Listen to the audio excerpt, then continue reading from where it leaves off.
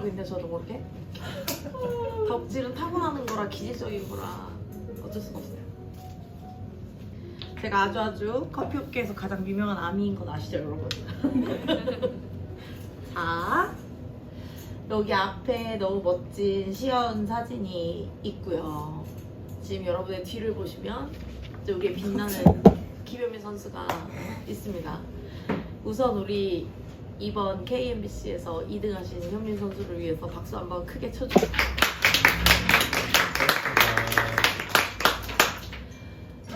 자, 세계대회를 내년엔 꼭 나가실 수 있도록 다시 한번 박수 쳐줍시다. 저 진짜 현민 씨를 너무너무 응원하고 있었거든요. 그 현장에서. 1등이야 1등! 막 이러면서 너무 내년에 나갈 거니까 자 시작해볼게요. 노래 소리 조금만 줄이시길 바랍니다. 네, 음악 감독님. 네. 소리만 되지 않을까요? 음악 감독님이 해주실 거예요. 음악을 끌까요? 그냥 멈추는 게 좋아요. 좋아요. 음악이 왜 이래요? 죄송해요. 지브리를 틀었는데 왜 그런 무서운 소리가 나는 거죠? 자 여러분 에스프레소 별거 없습니다. 이탈리아 말로 빠르다, 영어로 익스프레스에서 따온 말인데 빠르게 추출된 커피란 뜻이 담고 있는 의미 여러분들이 다 알고 계신 거예요. 압력을 가하는 방식을 취하기 때문에 그 어떤 커피보다 빠르게 추출되고, 우리가 입으로 먹었을 때는 인텐스가 있고 농축돼서 나온 소량의 액체라서 커피 자체에서 느껴지는 강한 인텐스 때문에 뭔가 카페인도 더 많고 자극적이라고 느껴질 수 있지만 사실은 절대적인 카페인 수치는 낮을 수밖에 없는 아주 빠르게 추출된 커피죠. 에스프레소 머신으로 곱게 분쇄한 원두를 다진 커피 베드에, 저 다진의 의미가 뭘까요 여러분? 캠핑은? 그렇습니다. 템핑입니다. 여러분들이 다 알고 있는 거예요. 그래서 커피 베드에 뜨거운 물, 자 요즘엔 차가운 물도 할 수 있지만 오늘 현민 씨 몇 도로 하는지 너무 궁금하시죠? 현민 씨 대답 한번 부탁드릴게요. 오늘 몇 도인가요? 91도입니다. 오늘 91도로 커피에 물과 압력을 가해서 비교적 짧은 시간, 예를 들면 10초, 20초는 아니지만 우리가 브루잉으로 생각했을 때 3분보다는 2분보다는 비교적 짧은 시간을 통해서 추출한 커피를 의미합니다. 에스프레소를 추출하는 데 걸리는 시간은 제 피셜 20초에서 40초 미만으로 다른 추출 방식에 비해 짧은 시간을 갖는 것이지, 이게 절대로 절대적인 시간을 유지해야 하는 커피라고 생각하시지 않으셨으면 좋겠어요. 예를 들면 24초에서 28초 안에 나와야 된다든지 30초 이내에 나와야 된다든지 이런 식으로 생각하지 않으셨으면 좋겠어요.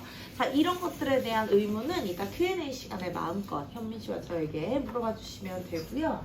자, 에스프레소의 특징 한번 같이 볼게요. 수용성 성분을 마십니다. 이게 어떤 의미인지는 여러분들 Q&A를 통해서 조금 더 자세히 설명드리고, 우리 현민 씨와 좋은 시간을 길게 보내기 위해서 제가 짧고 간결하게 이 긴 페이지들을 넘어가 볼 거예요. 총 18페이지가 준비되어 있기 때문에 빠르게 진행할 건데요. 자, 수용성 성분만 먹을 수밖에 없는 이유는 용매로 물이 작용을 하기 때문인데, 에스프레소에는 생각보다 많은 지용성 성분이 들어가 있어요. 왜인지 아시는 분? 대답하면 내가 선물 주지롱. 지용성 성분, 비수용성 성분이 에스프레소엔 비교적 더 많아요. 왜일까요? 압력이 가해져서. 선물을 받고 싶어요? 우리 주인공이? 선물 드릴게요. 압력이 가해지기 때문에 밀려나오는 물에 녹는 것이 아니라 밀려나오는 지용성, 비수용성 성분들까지 나오게 됩니다. 이 성분이 가지고 있는 특별함, 그것이 바로, 자, 나머지는 여러분들 댁에 가서 열심히 보시면 될 거예요. 크레마입니다. 자, 에스프레소를 추출했을 때 불용성 성분들이 나오게 되는데, 이 불용성 성분들이 기체, 공기 중의 산소나 이산화탄소와 결합되면서 미세한 거품층이 우리 시야에 보일 수 있게끔 변형돼요.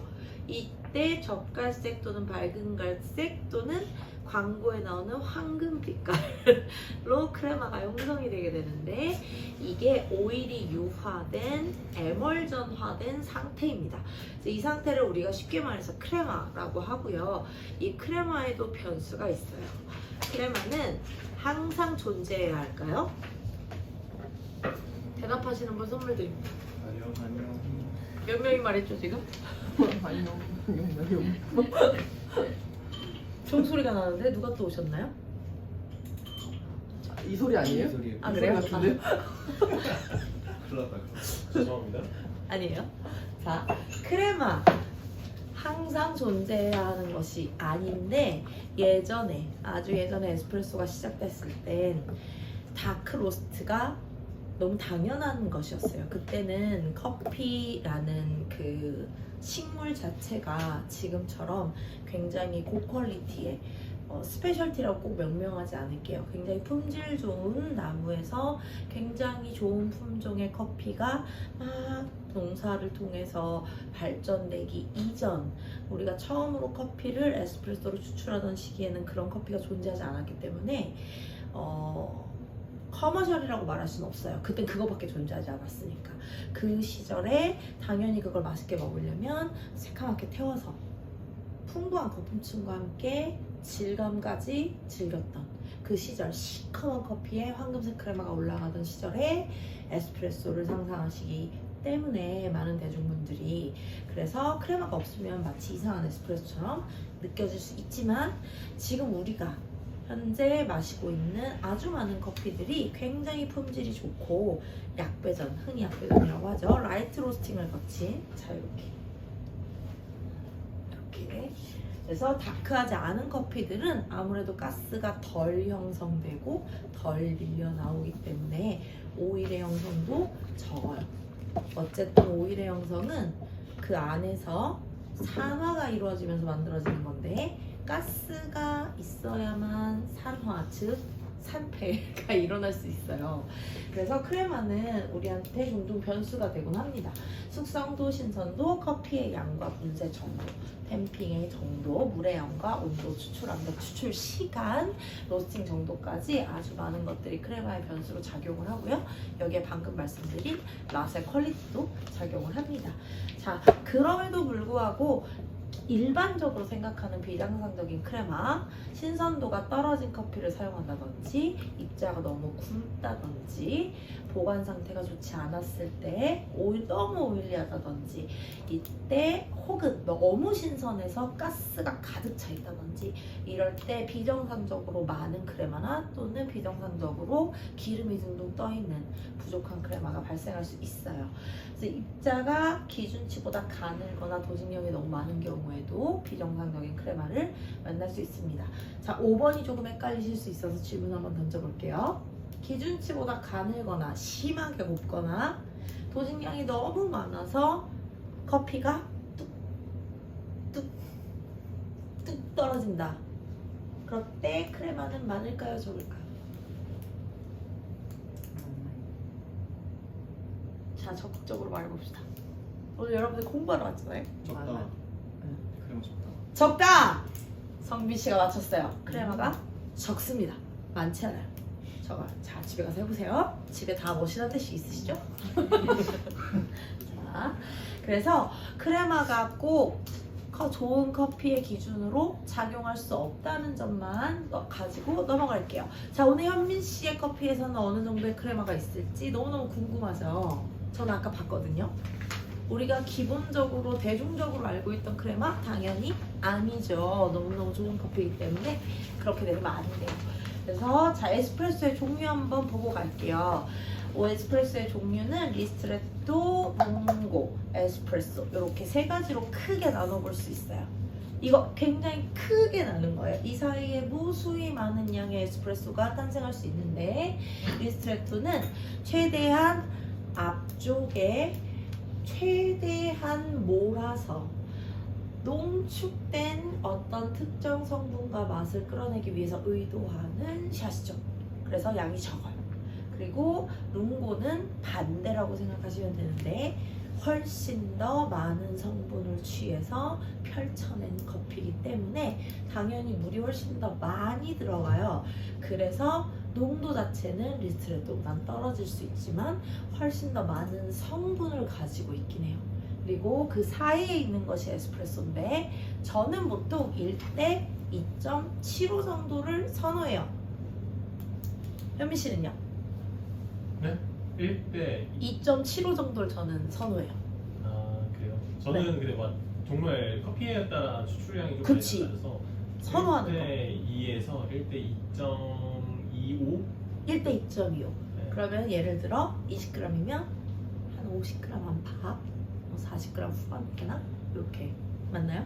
맞습니다. 네, 이 정도 추출을 선호하신대요. 오늘은 어떻게 하실지 너무 궁금합니다. 이따가 물어보도록 할게요. 그래서 에스프레소 추출 기준 제 마음대로 쓴 거예요. 어떤 책에 있던 그런 내용이 아니라 제 마음대로 쓴 거라 여러분들이 참고만 하시면 되는데, 자, 어떤 의미냐?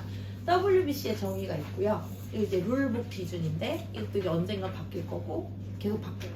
하지만 어쨌든 WBC의 정의와 제가 생각하는 샘플 추출의 기준이에요. 이거 무엇을 의미하냐면 바운더리를 내 마음대로 가지고 놀 수 있다를 의미해요.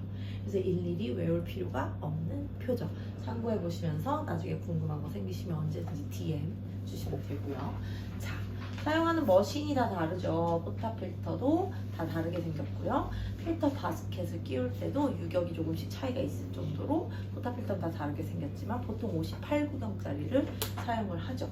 이 필터 바스켓은 대표적으로 3가지 정도 있는데 IMS, 이게 보통 번들로 나와요. 모든 머신의 기본 번들로 나오고 VST, 한때, 업도징, 곱게, 리스트레토 이때 유행했었죠.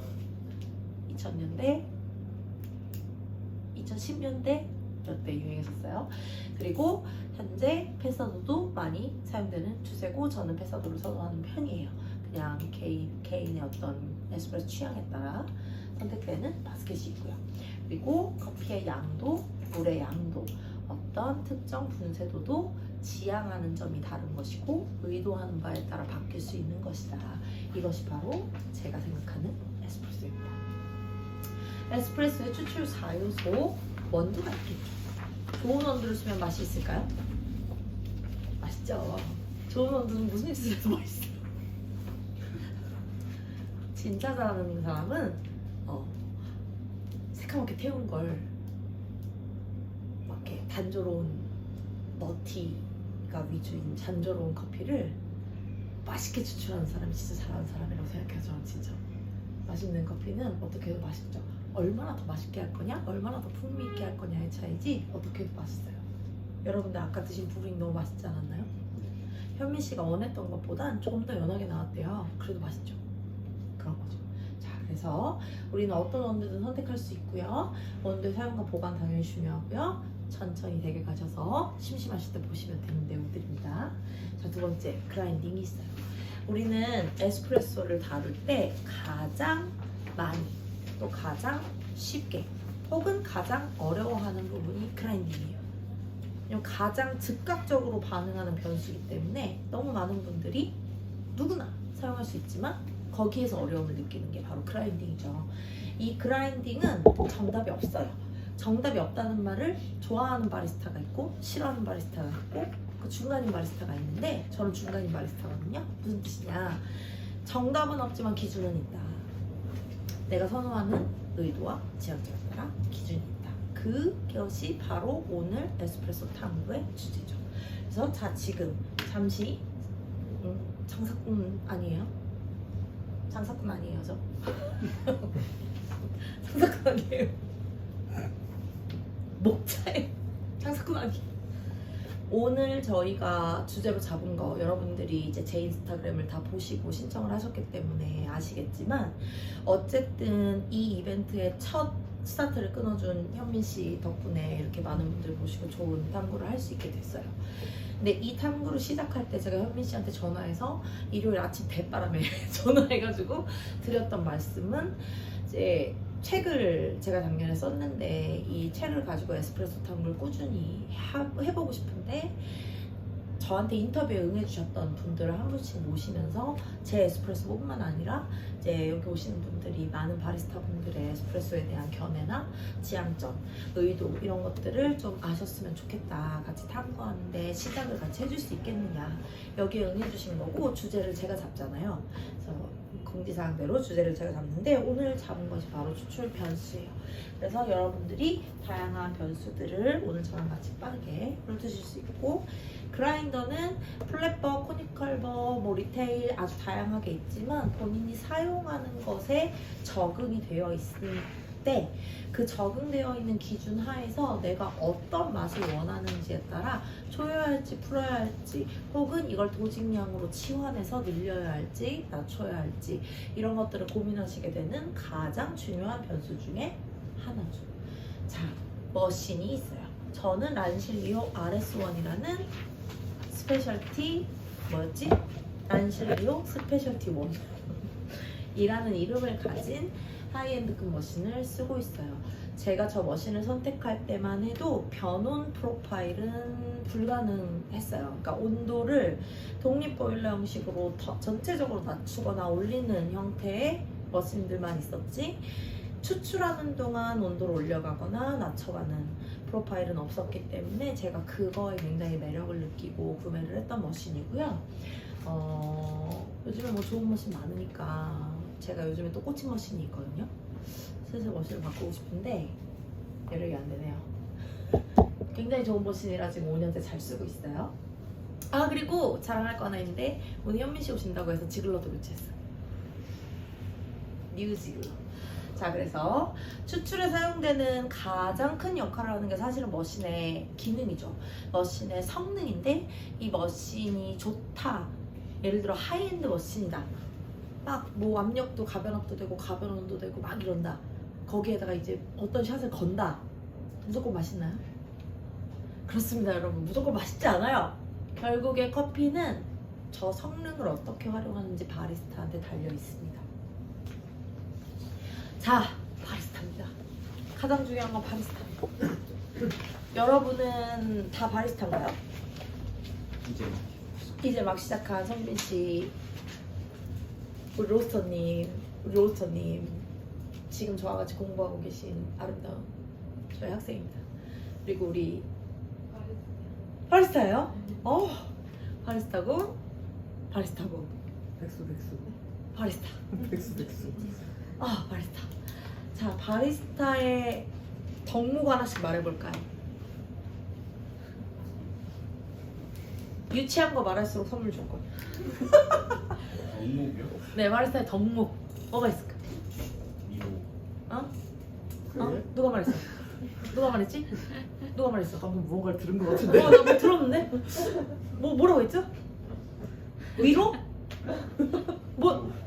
미모. 미모! 너무 잘하시는데? 외모 아니고 미모. 외모 아니고 미모. 오케이. 다음 또 바리스타의 덕목 뭐가 있을까? 체력이 체력. 맞아. 체력이 인정. 진짜 너무 중요해. 그래서 저 인정. 운동하잖아요. 운동하시나요? 안 합니다. 했었는데 네. 제가 요즘 바빠서? 어깨랑 무릎을 다쳐가지고 그 이후로 못해요. 지금 한 6개월 됐습니다. 운동. 그럼 그거 다 회복되고 운동해야 된대요?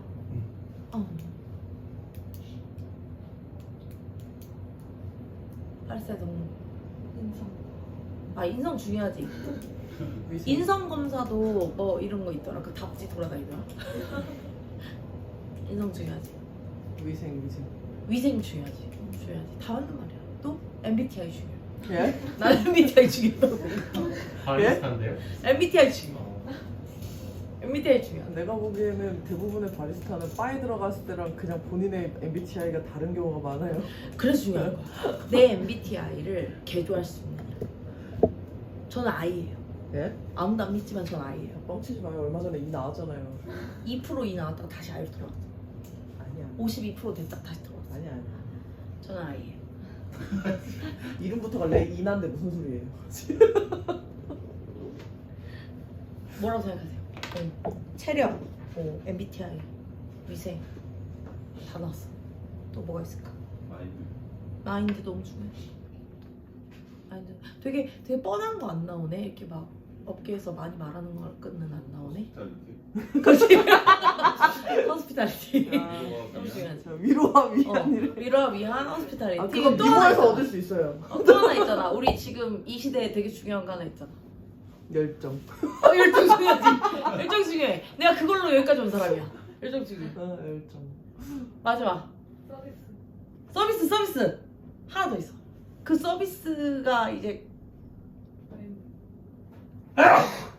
좋은 타이밍이었어. 서스테이너빌리티가 남았죠. 지속 가능성이 있어야 됩니다, 여러분. 지속 가능성을 위해서 중요한 걸 저분이 말씀하셨죠. 체력이 있어야 지속할 수 있어요. 그리고 열정이 있어야 지속할 수 있어요. 자, 바리스타는 이탈리아 말로 그냥 바에서 일하는 사람이란 뜻이래요. 원래 옛날에 바리스타, 소믈리에는 좀 다른가? 아무튼 그래서 바리스타였는데 기본적으로 커피라는 사람을 말하던 용어가 아니라 그냥 바에서 일하는 모두를 지칭하던 것이 이탈리아 사람들이 너무 많은 바를 만들고 너무 많은 사람들이 그 안에서 커피를 만들면서 고착화된 이름이에요.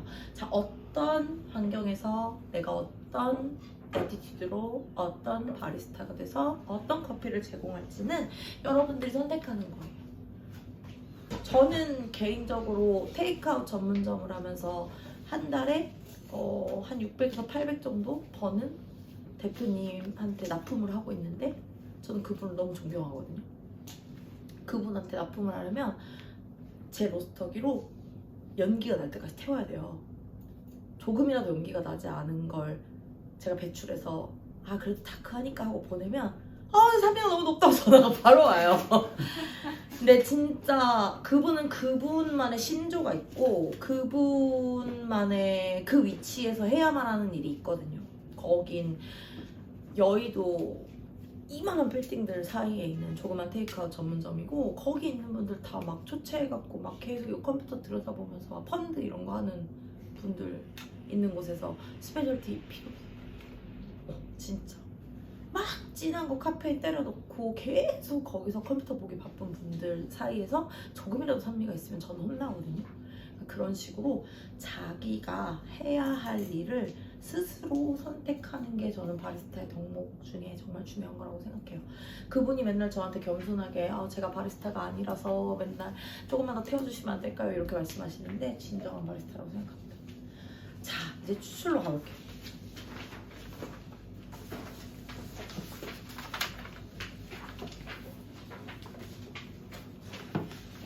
여러분 추출은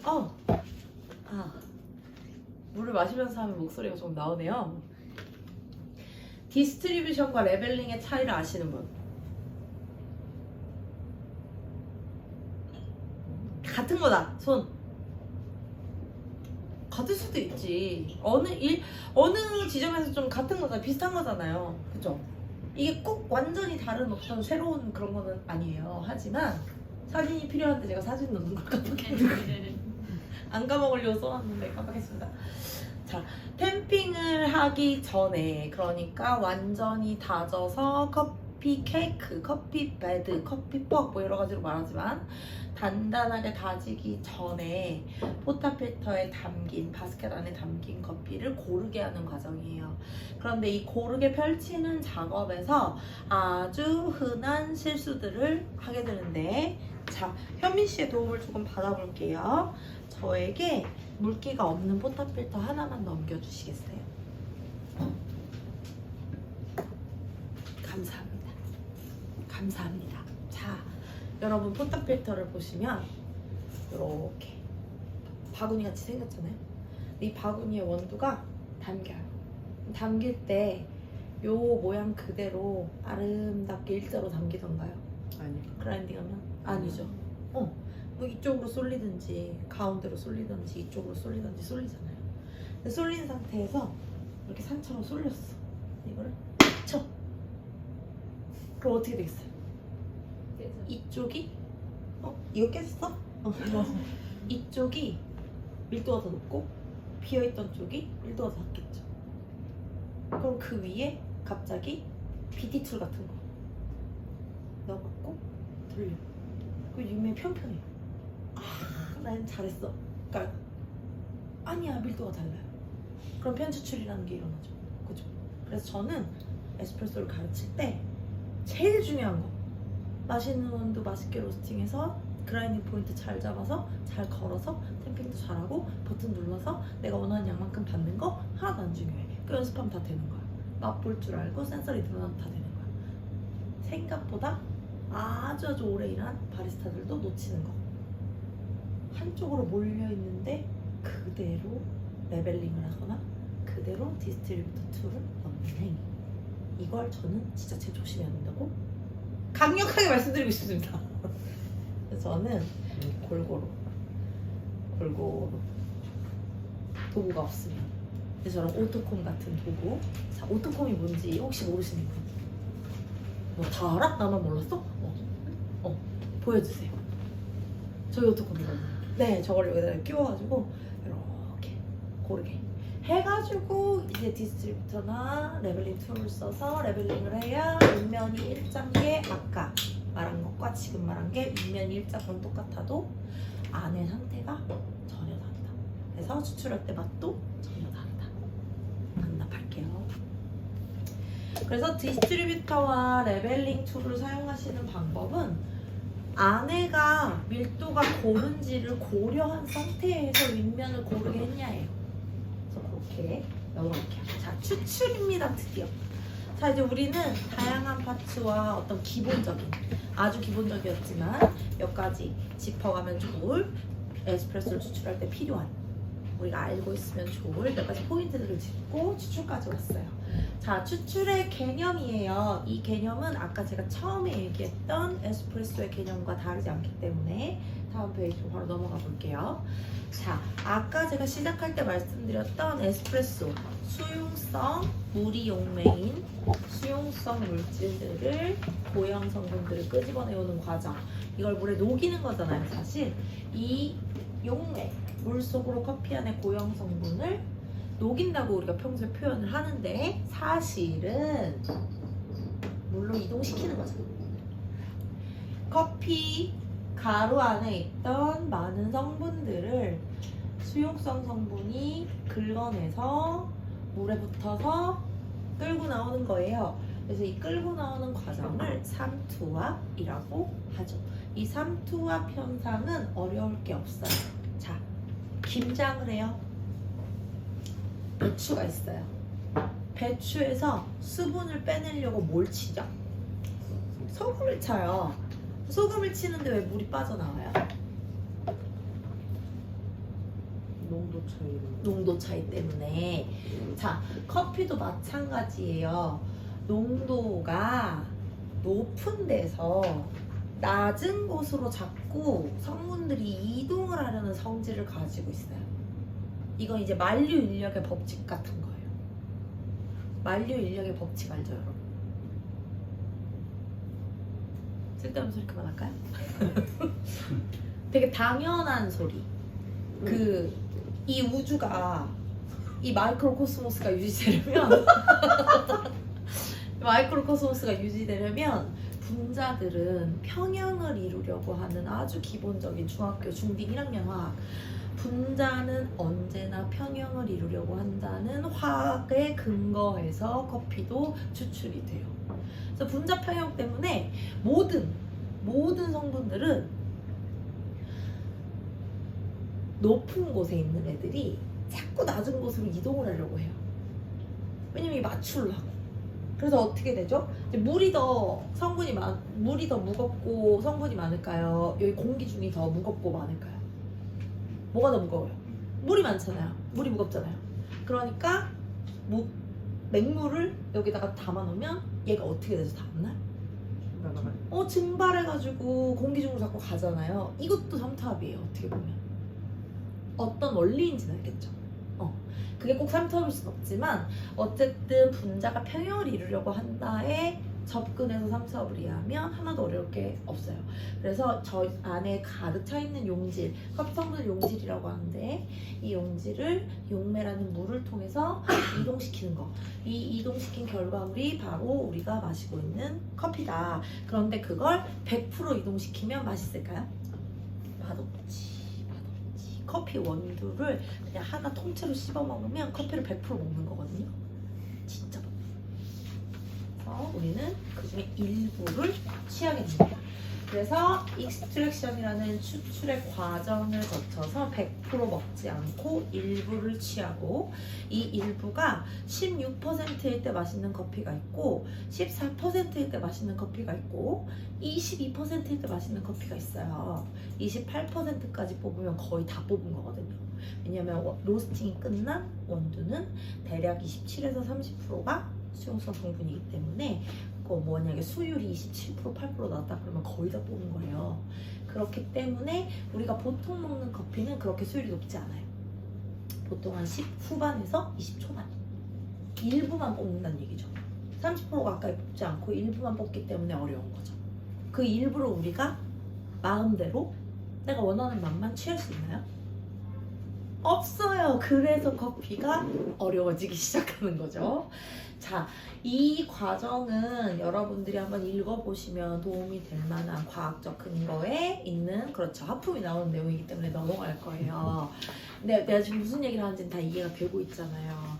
난류 똑같아요. 난류도 마찬가지로 커피 입자와 기체 사이에서 뜨거운 물이 나왔을 때 비정형적으로 혼합되는 현상을 총칭하는 건데, 커피에서 난류를 얘기할 때는 조금 다른 부분들이 들어가긴 하죠. 이거 심하니까 넘어가도록 하고, 어쨌든 에스프레소의 한정에서 압력이 가해졌을 때 물이 입자랑 접촉할 때 CO2가 밀려나오는 속도나 확률이 브루잉보단 빠르고 강하단 말이에요.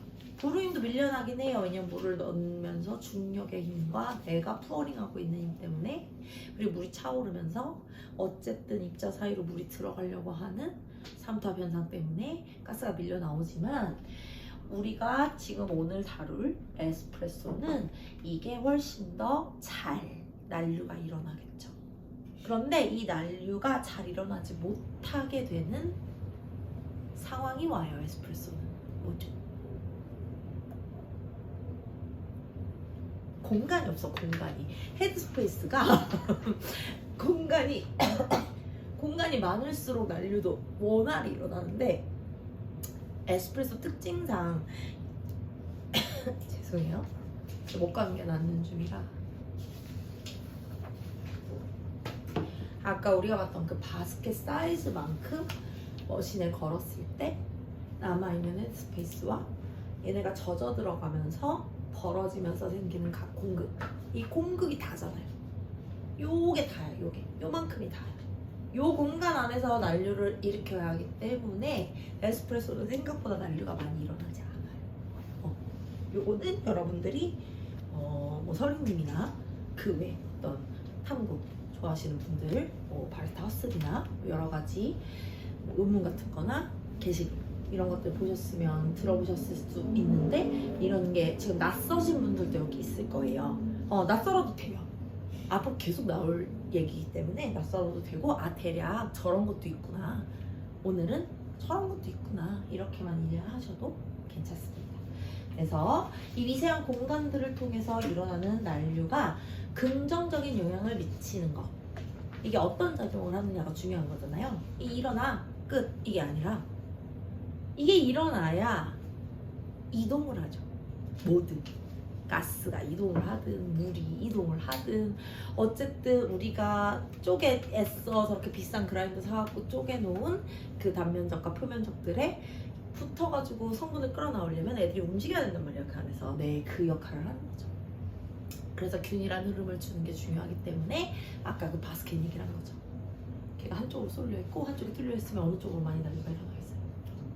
그렇지, 뚫려있는 대로 막 하는 거야. 그럼 그쪽에서 먼저 길이 생겨. 그럼 어떻게 돼요? 채널링이라고 하는 편추출이 일어나죠. 막 쏟아지는 게 터지고 막 이러는 거죠. 그런데 여러분들 신기한 거 아시죠? 그 더블 스팟, 우리가 이렇게 밑으로 보고 막 사진 찍고 예쁘게 보는 바텀리스 바스켓 말고 더블 스파웃 있는 거, 거기에서 양쪽으로 동시에 나오면 정산 수출이라고 생각하던 시절이 있었어요. 근데 아닌 거 아시죠? 아닌 거 아는 사람? 맛보면 알아. 똑같이 나왔는데 맛은 채널링이야. 채널링 난 거예요. 똑같이 나와도 틀린다. 자, 그래서 과도한 난류는 물의 흐름을 지연시키고 그래서 우리가 간축수를 유지하는 뭐 이런 말은 그냥 집에 가서 천천히 보시면 돼요. 자, 요거 오늘 그 제가 아까 보여드린 목차를 거의 뭐 압축해 놓은 표죠. 변수를 압축해 놓은 표인데 이거 역시 기존에 여러분들이 인터넷으로 보신 표랑 비교를 만약에 해보시면 다를 거예요, 내용이. 왜냐면 여기 저 가운데 하얀 선, 가운데 하얀 선을 기준으로 어느 쪽으로 갈 거냐를 결정하는 경향성표라고 생각하시면 돼요. 일부러 성분을 더 많이 추출하고 싶어, 더 많은 것을 얻어내고 싶어, 그럼 이쪽으로 가는 거고요. 덜 얻어내고 싶어, 빨리 덜 얻어내고 싶으면 이쪽으로 가는 거거든요. 그래서 요거 차분히 이따가 쉬는 시간에 저희 쉬는 시간도 드릴 거예요. 쉬는 시간에 보시고 궁금한 거, 이 부분은 좀 제가 생각했던 거랑 달라요, 이런 거 있으시면 저한테 오시면 돼요. 그럼 제가 친절히 설명 설명해 드리도록 하겠습니다. 자, 여러분들 알고 있는 변수예요. 도직량, 도스라고도 하죠. 커피의 양을 우리가 마음대로 할 수 있어요. 오늘 현민 씨는 몇 g을 쓰시죠? 18.8g 있는데 네, 18.8g 쓰신데요. 몇 g짜리 바스켓에 쓰시죠? 22짜리 22g짜리 바스켓에 헤드스페이스를 엄청나게 확보하시는 방식으로 추출하실 거예요. 자, 분쇄도 fine, coarse, FC, 곱다, 굵다 이렇게 표현을 하죠. 물의 온도 오늘 91도고요. 물의 양, 오늘 물의 양 어떻게 되죠? 추출량으로 말씀해 주세요. 50입니다. 50이래요. 그거 거의 뭐 18.8에 50이면 1대 2.5 넘을 2.5는 안 넘는구나. 아까 말씀하신 딱 그 좋아하시는 바운더리에 들어오네요. 그리고 압력. 자, 현민 씨가 오늘 압력을 지정하지 않았는데 딱히 압력을 건드리지 않고 마음에 드셨나 봐요. 오늘 압력 몇이게요? 누르지 마. 지금 누르지 마. 지금 누르지 마요. 확인하지 마요. 오늘 압력 몇이게요? 뭐죠? 모르지. 왜냐하면 이 모르는 게 정상이에요. 우리나라 2등이시잖아요. 우리나라 2등은 다 알아야 되냐? 아니죠. 이 머신을 오늘 와서 처음 만났어요. 처음 만났는데 그렇게 자연스럽게 잘 쓰고 막 터지지 않는 거 너무 대단한 거거든요. 왜냐면 란실리오 굉장히 이상하게 생겼어요. 나중에 써보시면 아는데 그 뭐야 라마르 조코 쓰시던 분들 있으면 100% 뒤에가 열려서 터지거든요. 처음에 약간 이렇게 사선으로 생겨가지고 그래서 그걸 바로바로 쓰실 수 있는 능력자인데 오늘 6바예요. 제가 아까 6바로 조정해놨어요. 네, 오늘 6바로 추출이 진행되고 있습니다. 자, 추출 시간 뭐 매번 달라도 돼요. 저는 그람수에 따라서 추출 시간 좀 정하는 편이고 왜냐면 이 정도 그람수에 이 정도 시간이면 내가 원하는 이 커피가 가지고 있는 밀도 내에서 내가 원하는 맛들이 충분히 나올 시간이다. 요렇게 판단하기 때문에 20초일 때도 있고 30초일 때도 있고 40초일 때도 있어요. 그리고 가끔 수업할 때는 60초에서 80초를 뽑아요. 학생들한테 이게 절대로 사약이 되지 않는다는 걸 알려주기 위해서. 되게 맛있어요. 80초 뽑는 거. 밸런스가 어마어마해요. 다 나와가지고 좀 플랫하긴 한데 밸런스가 어마어마하거든요. 그래서 오늘 시간 대충 어느 정도 되죠? 28초에서 30초 사이. 그 사이래요. 오늘은 그 정도 사이. 그래서 우리는 다양한 반응들을 통해서 물로부터 커피까지 마지막 한 잔이 되는 과정을 해요. 자, 마지막 페이지예요. 맞죠? 네. 마지막 페이지 하고 제가 목표한 게 40분이었거든요. 8시 37분이에요, 여러분. 제 목표 안에 들어왔어요. 자, 3분 안에 요거 얘기하고 이제 현미 씨가 들을 거예요. 분쇄도가 사실 아까 처음에 말씀드렸다시피 바리스타가 가장 효율적으로 가장 즉각적으로 다룰 수 있는 변수이기 때문에 우리는 보통 맛을 잡는다는 표현을 할 때도 메쉬 잡는다는 표현 겸해서 쓰잖아요. 그게 메쉬는 어쨌든 그라인딩과 관련된 얘기고 도직량을 말해주지도 않는데 사실 우리가 사용할 수 있는 변수는 아까 제가 늘어놓은 것처럼 7개, 환경적인 요인까지 해서 10개 이렇게 될 수도 있지만 우리가 가장 많이 사용하는 분쇄도에 대해서 얘기를 해볼게요. 자, 이 페이지로 넘어가지 않고 앞 페이지를 살짝 보여드리고 다시 한번 얘기해 볼게요. 분쇄도가 표면적이 넓다는 건 분쇄도가 굵은 걸까요? 고운 걸까요? 굵다 나왔죠? 자, 곱다. 고운 거다. 곱다? 손? 굵다 곱다 갈리잖아요. 자, 이거 헷갈릴 수밖에 없거든요. 처음에 공부할 때. 쉽게 얘기해 줄게요. 굵은 분쇄도가 있고요. 고운 분쇄도가 있어요. 그럼 여기 우리가 쪼개놓은 거잖아요. 이거를 그라인더로. 이 쪼개놓은 선들을 일자로 이어본다고 생각해 보세요. 그럼 뭐가 더 길어요? 고운 게 더 길어요. 고운 게 표면적이 훨씬 넓은 거예요. 이렇게 이해하고 넘어가도록 할게요. 당연히 추출 시간 영향을 주겠죠. 멀기설기 있는 애들이 물이 빨리 지나가고 촘촘한 애들이 물이 지나가는데 더 오래 걸리겠죠. 저 설명 너무 잘하죠. 짬바. 자, 그래서 오늘 이렇게 분쇄도까지 이해를 하고 어쨌든 우리가 오늘 하려는 탐구는 심화 탐구가 아니기 때문에 오늘 모셔놓은 손님과 시간을 보내는 것이 더 바람직하고 앞으로 남은 1시간 20분을 현민 씨랑 같이 즐거운 시간으로 만들어 보겠습니다. 자, 의자 가지고 저쪽을 봐주세요. 네. 끊어줄까요?